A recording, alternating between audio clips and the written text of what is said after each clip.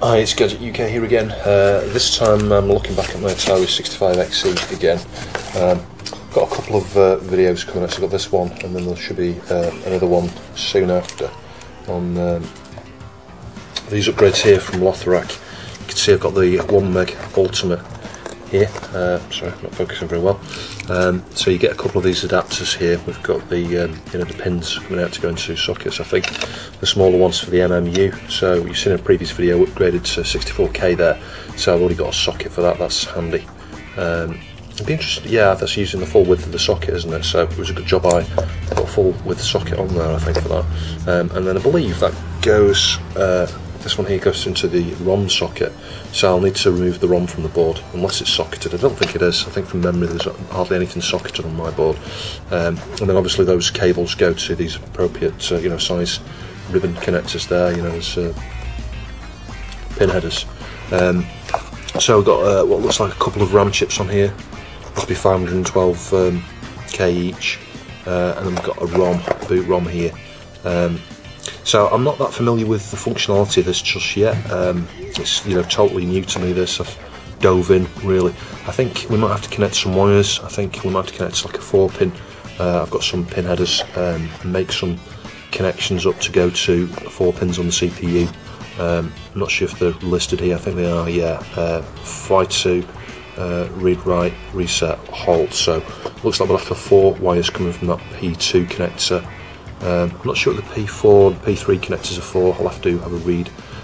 But yeah, nicely produced board there. Oh look, it's got a battery on the back as well. It's like must have a real-time clock or something built in there, maybe. Xilinx Spartan on the back there. Yeah, lovely board. So just take the first screw out, take the 4 screws out, and then I just lift up and disconnect the keyboard. And then obviously bend these twists at various places around the chassis. I left a lot of them untwisted last time. I think there's just like one there, I think, and one perhaps at the back somewhere.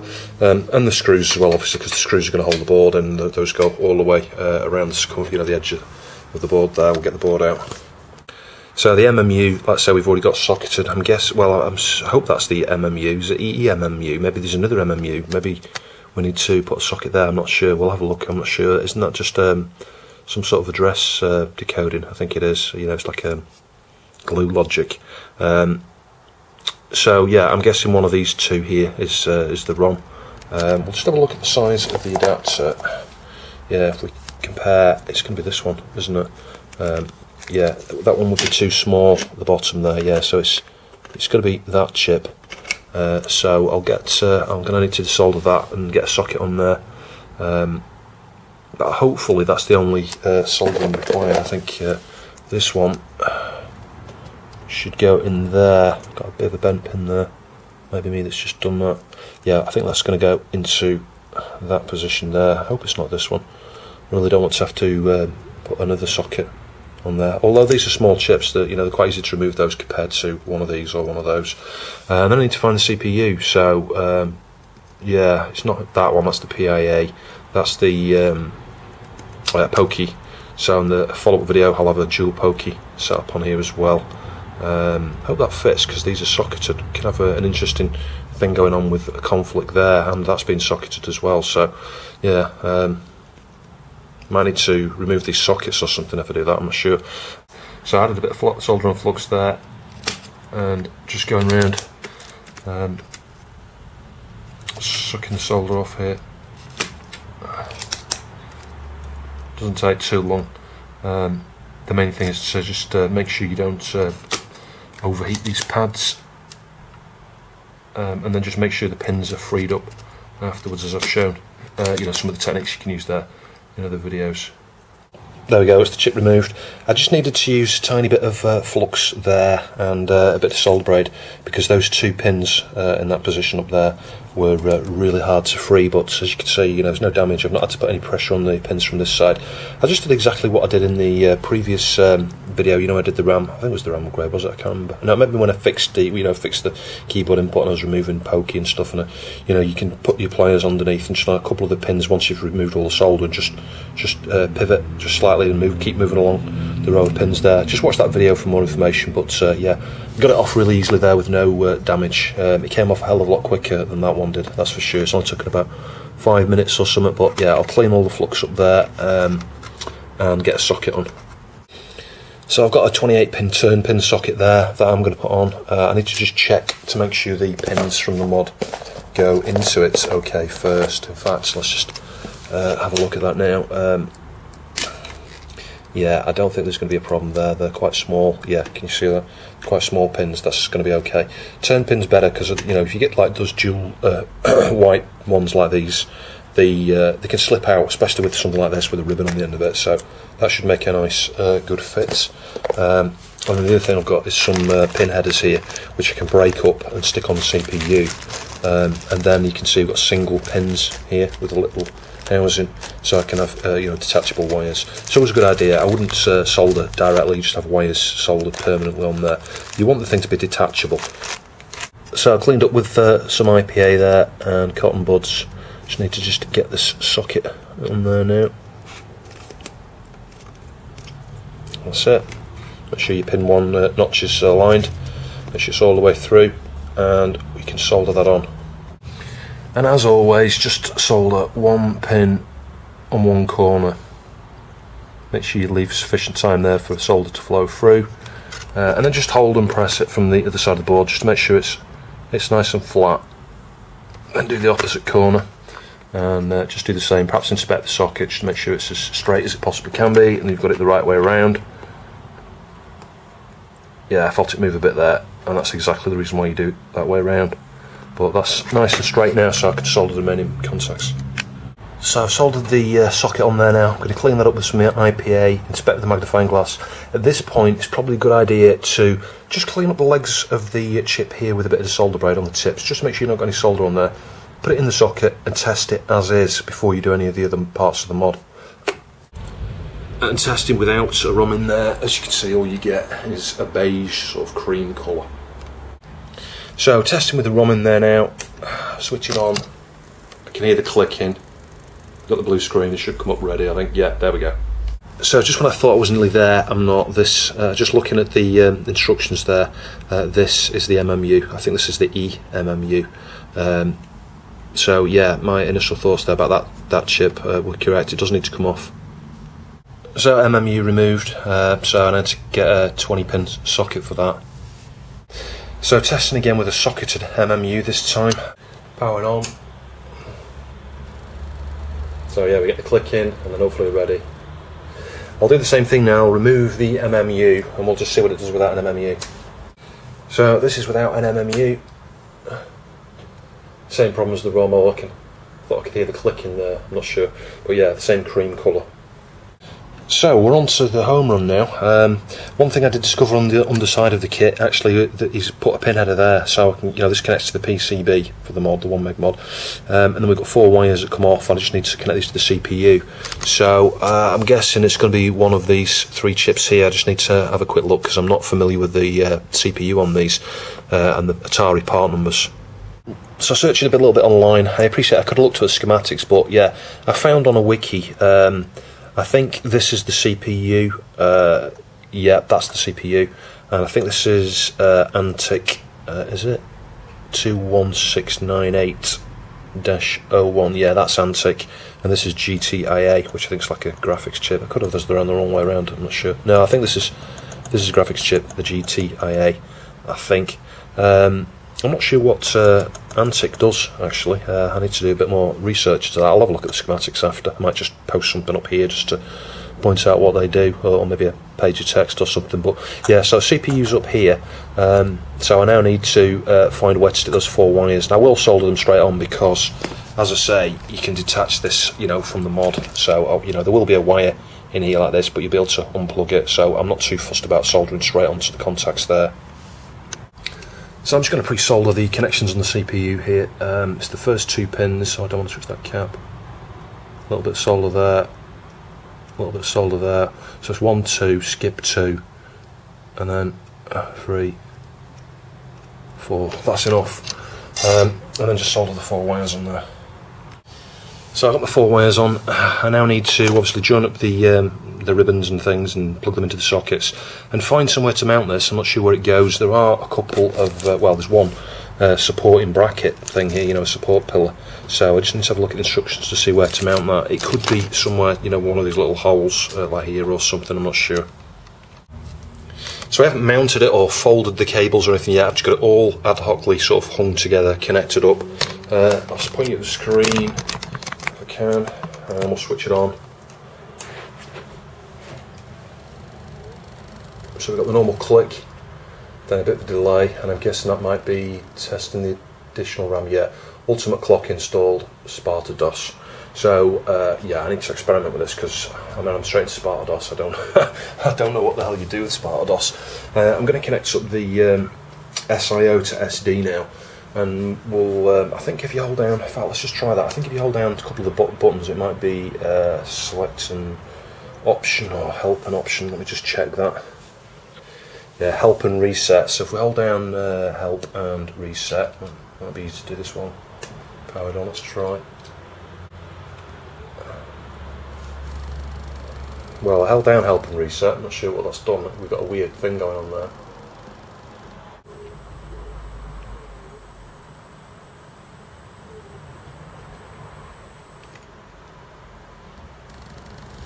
Yeah, that's strange. So I worked out there what you've got to do. You've got to hold down help as you power it on or after you've done a reset, not hold down help and reset at the same time. So yeah, that was a bit confusing. But you can see there, extended memory, yeah, 1 meg. 1088K Rambo system stock. So I'm guessing I can use the arrow keys here, and yeah, Sparta DOS. I don't want that on. Let's switch that off. So that's if you're using the VBXE stereo sound. Let's disable that for the moment. I've not got that in there. Covox disabled. Side hardware disabled. Let's disable that. Basics, yeah, so the basic slot is basic. That's interesting. Okay, we'll just leave that on basic so that it behaves the same. An XEGS game slot. Yeah, I'm not sure about that, but that's interesting. Might be able to play Missile Command with this, I'm not sure. So let's do S for save, I think. Configuration saved. Q for quit. Hopefully that'll just go back to basic. It should boot from, yeah, there you go, it's loading me International Karate. So I'll make sure that works, and then I'm going to load a you know, a game that uses more memory, something like Bomb Jack perhaps. So I'm just loading Bomb Jack here. Let's give this a go. Hold down option. I'm not sure if I've got the right version there or not. We'll soon find out.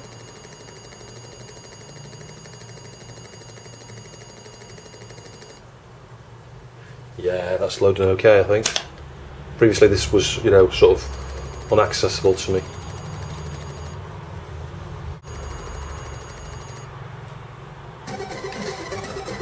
Yeah, there we go. All loaded. Took ages to load, but worth it, I think. It looks great and sounds great. It's amazing to think you can have 1 meg on an old 8-bit system like this.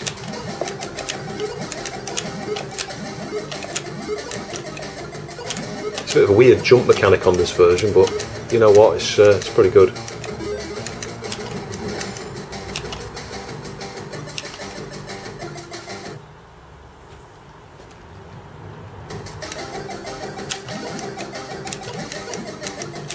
Yeah, not the easiest version of Bomb Jack, I have to admit. I'll try a few of the games out. So I thought I'd give Newman a go. This is a demo. You can see it's loading there. It's taking a while again, but obviously there's a lot to load in. And this does need, you know, a load of expanded RAM as well.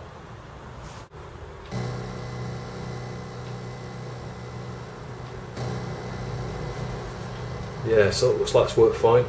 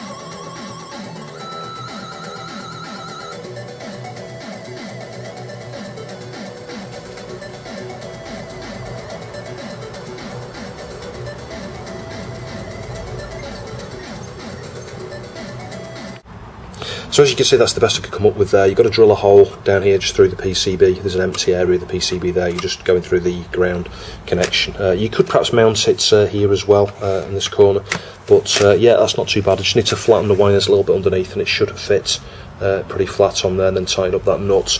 I will obviously need to put this into storage because I can't use the shielding anymore on there, but I've got plans to stick more mods and things in here anyway.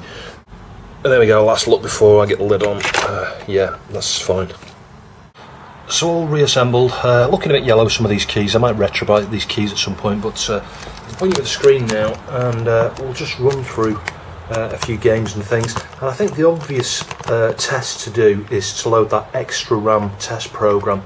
In fact, I think we'll do that first. And if you remember previously when I did the 64K up to 128K upgrade, we had one bank there, at block E, I think. So as I scroll down, I can't do it actually using the controller. I think you can use the arrow keys. Yeah, you can. Down here, bank E, I think we had one block. I forget exactly where it was, but you can see the little round dots there are all over the place. And as you can see here, it says 64 banks. It equals 1024K. So we've got a whole lot of blocks of expanded RAM there now. So if we extended RAM, I should say. If we hit return, A does all, so let's just do all. And that's just going to step through now and go through every one of those addresses there and just check that RAM's okay. So we're getting near the end there, just on the last couple of blocks. Just take a while, that took several minutes, but as you can see, that's all okay. We've got a green flash there, we've got the zeros on all the blocks, and I think you get a number there if you've got a fault. So that's all good.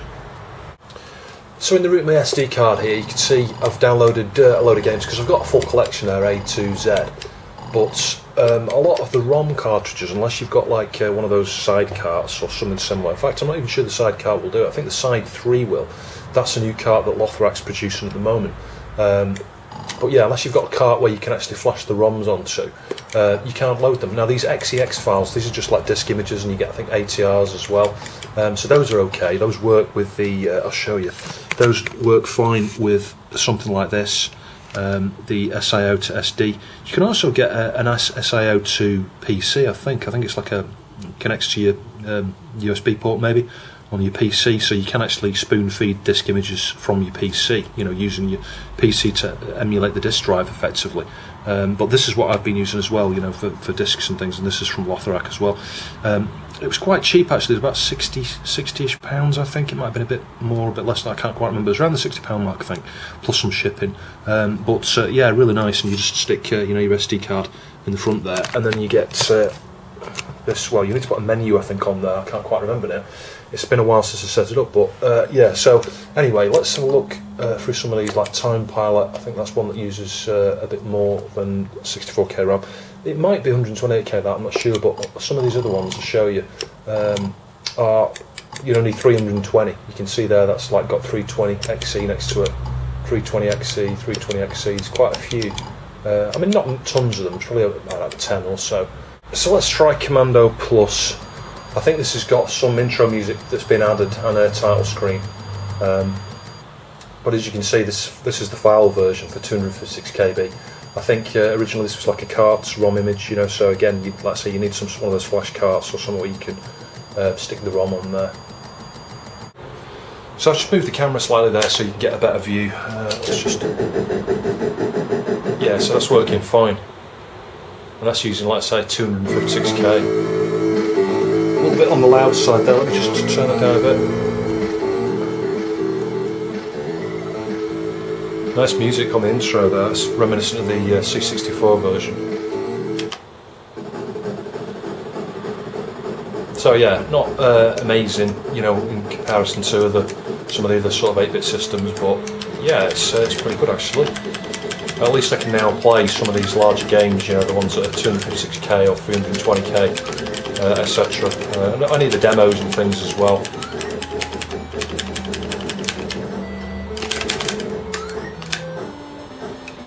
And coming back to the point I was trying to make before, is some of these games that, let's say, need a ROM, there are equivalent versions you can get that just use, extended RAM and stuff, like Donkey Kong. I've not tried that yet. Let's give that a go. But I think that's a cart. based games, so previously I've not been able to play that. You might not need more than sort of 64k or 128k of RAM to play that, but yeah, it's just something I discovered, like I say, while I was looking for some of the larger games, the ones that do use the extended RAM. So press start.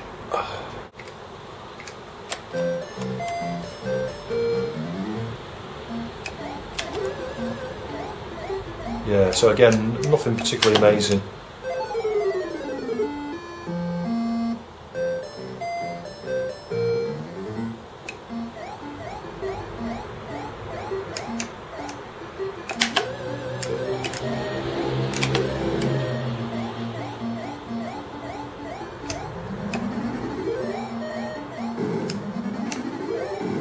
So I'll try a bit of Ya Kung Fu now.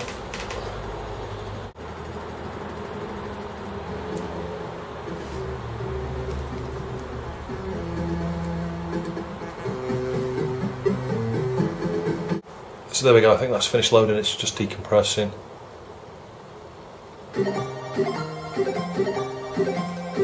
Awesome.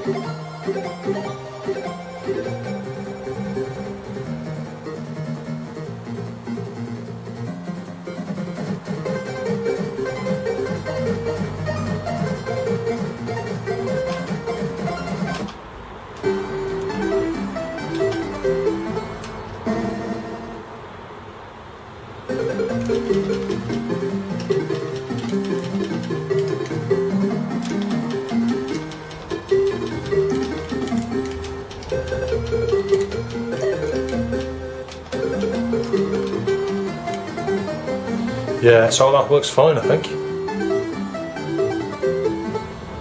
So not a massively exciting video, but I thought it was just worth showing you whilst I was here, whilst I did that upgrade.